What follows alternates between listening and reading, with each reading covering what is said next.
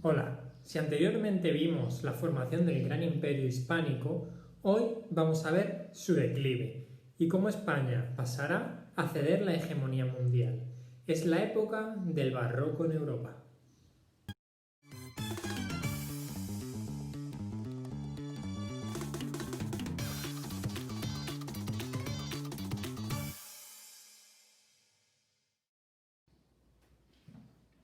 Estamos en el siglo XVII. Tenéis que recordar que las crisis son cíclicas y siempre hay alguna época en la que llegan. Pues bien, será ahora. El crecimiento de la población que se venía dando se frena, ya que la mortalidad crece debido a las hambrunas, las epidemias y las guerras. Además, los reinos pierden población, ya sea porque se expulsa a los protestantes o porque un gran número de personas marcharán a América. La agricultura también se encuentra en crisis. Los suelos están agotados o hay muy poca innovación. El clima tampoco acompaña. El campo solo progresa en zonas como Inglaterra y Países Bajos, donde sí se introducirán nuevas técnicas.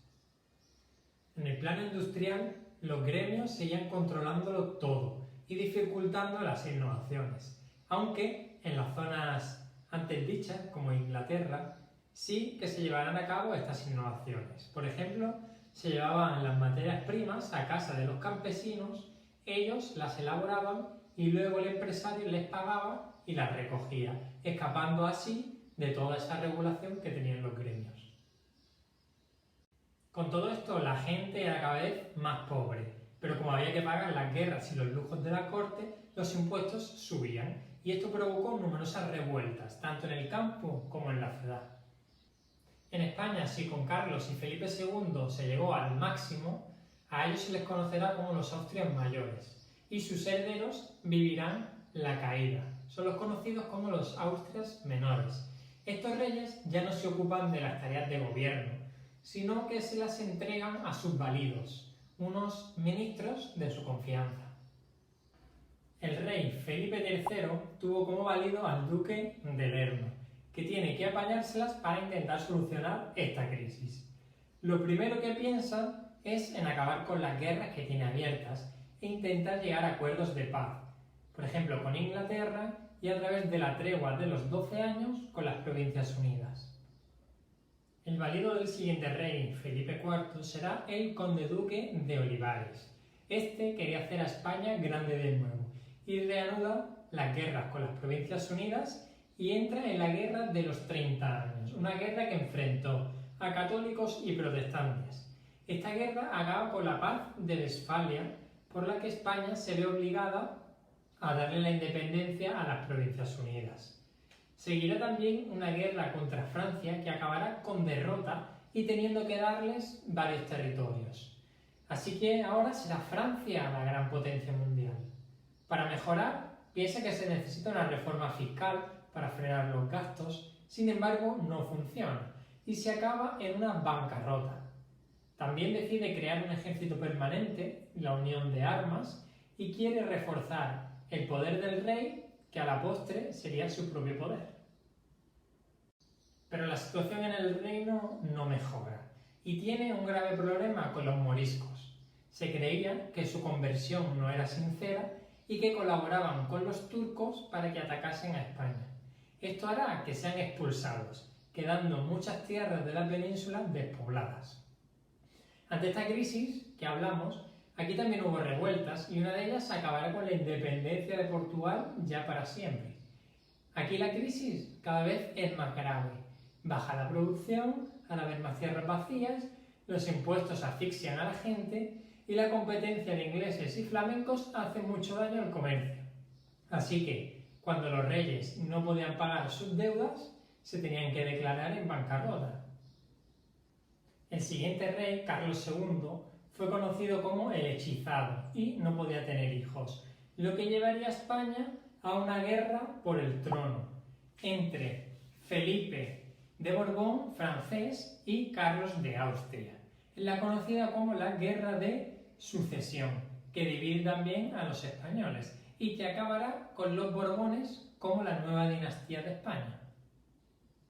Como he dicho, ahora Francia es la primera potencia, con el rey Luis XIV, conocido como el Rey Sol, y da comienzo a un nuevo sistema, el absolutismo, en el que el rey tiene el poder absoluto de todo, controla el ejército, somete a los nobles, lo centraliza todo y se busca la unidad persiguiendo a los que tengan otra religión. Francia también ampliará sus territorios, casi siempre a costa de España, y se dirige también a América, para crear allí sus colonias.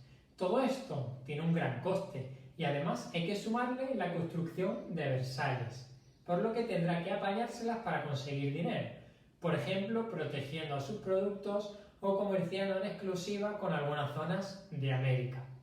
Además, como ya hemos visto, acabará con los Borbones como nueva dinastía en España, lo que le favorecerá. Ya hemos hablado de las Provincias Unidas. Pues bien, estas eran parte de España, aunque desde hace tiempo luchaban por independizarse hasta que lo lograron. Se convertirán en una potencia económica, serán grandes comerciantes y a Holanda llegarán productos de todas partes y desde allí se venderán. Así pues, se crean las compañías holandesas de las Indias Occidentales, América, y las Indias Orientales, dando grandes beneficios a la burguesía, que cada vez será más rica. Esta burguesía controlaba el Parlamento y tras independizarse optarán por formar un nuevo sistema, una república dirigida por el Parlamento. También hemos hablado de Inglaterra, pues aquí también se produce un cambio importante en el sistema, a través de una revolución. Los reyes buscaban tener todo el poder, lo que les llevó a enfrentarse al Parlamento en una guerra civil.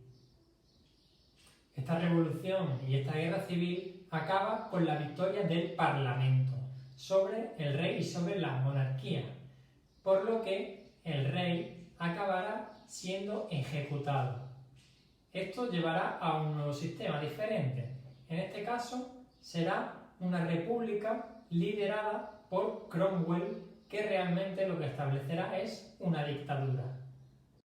A la muerte de Cromwell se decide que lo mejor es que haya un rey, pero se busca a uno que acepte someterse a lo que llega al Parlamento, dando lugar así a un nuevo sistema, el parlamentarismo, en el que el rey está por debajo del Parlamento.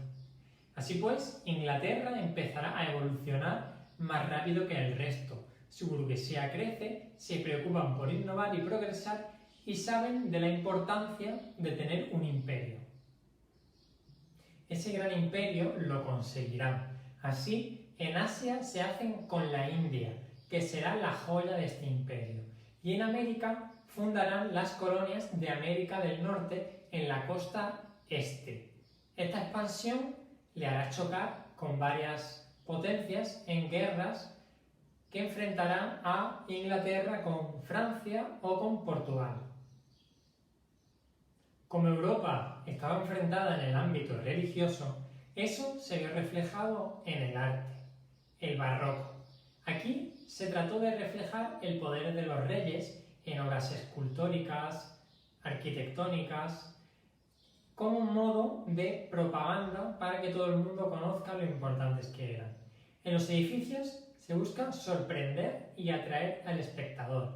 Como podéis ver, todas las paredes están muy recargadas, con muchas líneas curvas. Se empleaban las columnas en forma de espiral, conocidas como columnas salomónicas, y se decoraba con pinturas, sobre todo, y esculturas de carácter eminentemente religioso. Las ciudades también se reforman para demostrar también el poder de estos reyes. En escultura también se vive una época de esplendor y en Italia tenemos a un gran artista llamado Bernini y vamos a ver algunas de sus obras. Este es El rapto de Proserpina. En esta obra se ven que intentan reflejar sobre todo el movimiento, la teatralidad. Otra de sus obras es Apolo y Dafne. Igual, aquí Bernini quiere mostrar el momento justo en el que la figura femenina se está convirtiendo en naturaleza. Y otra de sus obras principales es El éxtasis de Santa Teresa, en el que también se aprecia una de las características del barroco, como es exaltar los sentimientos. En España también tuvo un gran influjo la escultura barroca, pero centrada en aspectos bíblicos y ya no en piedra, sino realizados en madera. La pintura del barroco también es de gran calidad y es una época muy importante. Tenemos artistas como Caravaggio, cuyas obras son características por tener ese tono tan oscuro. Otros pintores, como Rembrandt, que se dedicó a pintar a la burguesía de las Provincias Unidas de esta época, y también otro como Rubens, muy característico por el físico de sus figuras. Y si España hemos visto que estaba en una profunda crisis, pues bien, en el mundo del arte fue todo lo contrario, pues entramos en el siglo de oro, un siglo que empieza con Cervantes y sigue con otros literatos muy importantes como Lope de Vega, Góngora, Quevedo y pintores de talla mundial, como por ejemplo Velázquez, que pintó entre otras muchas cosas las Meninas y que fue el pintor oficial de esos reyes que hemos visto. Aquí, una de las principales características es que se pintó él a sí mismo pintando. Otro de los pintores muy destacados fue Murillo, que pintó escenas religiosas y escenas de la vida cotidiana. La pintura en esta época buscará ser un arma de la Contrarreforma para evitar que la gente se pase al protestantismo, al igual que esa escultura en madera religiosa que hemos comentado antes. Y hasta aquí hemos llegado. Hemos visto la caída en desgracia de un gran imperio como el hispánico y cómo en otros lugares empiezan a darse una serie de cambios que serán fundamentales para el devenir de Europa. Pues esa será la línea a seguir hasta llegar a la actualidad.